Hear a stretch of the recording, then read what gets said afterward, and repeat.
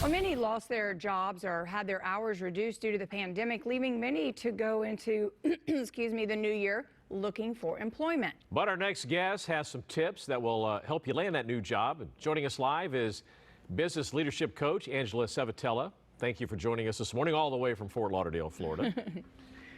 Thank you for having me. So let's start with your first tip, which you say is be different. What do you mean by that? You know, coming out of the year we just left, there's a lot of moving parts in the market this year. So you really need to focus in on how you can stand out and be different. And referring back to this 2020, which was so difficult and challenging from a human connection and human condition aspect, bring that to the forefront when presenting your skill set to a potential employer. Did you join a community center? Did you help out at a food bank? Did you help out a neighbor?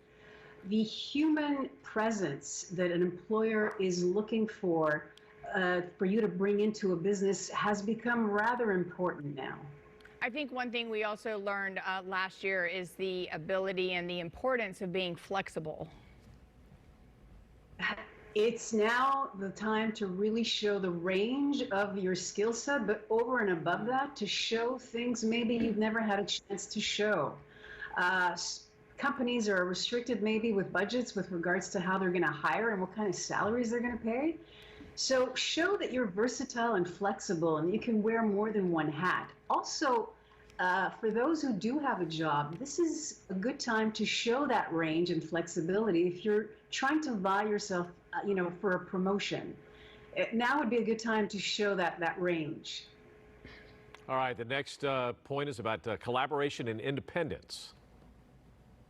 So we famously have always used words such as community and collaboration in a business, but now it's really about independent thinking. And what does that mean?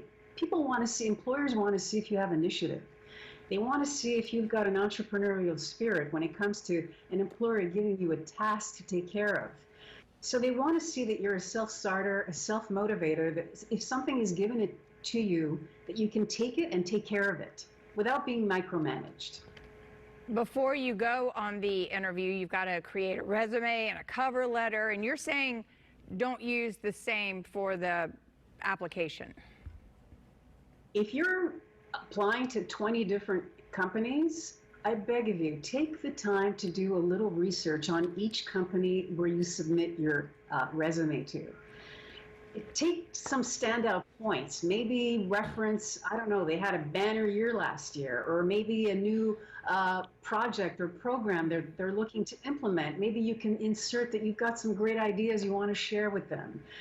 You went to the same university as the CEO and you pledged, the same way he did or she did. Show something that personalizes the outreach to that company. It says a lot about you and the impact you're looking to make. Well, this last point is pretty obvious, I think. It's obviously you got to have a positive attitude. So that sounds easy to do. It's actually rather becoming more and more difficult. So it's not just about having it, it's also about keeping and staying positive. So I like to, whenever I have that challenge, I like to think of something that I'm contributing to that's greater than myself and my reality. So that takes off the focus off me. And I now am able to focus on what's asked of me to perform in. So that, if you can hone in on that, that will keep you engaged, invested, and committed to the greater good and the task at large that you need to take care of for the employer that's looking to employ you. Right, because it can get frustrating, I'm sure. Yeah. Angela, thank you so much. We really appreciate it. Have a great weekend. Thank you, and you as well. Thank you. All right, for more information on Angela or her tips to help you land a job, go to Intinde.com. We'll be right back.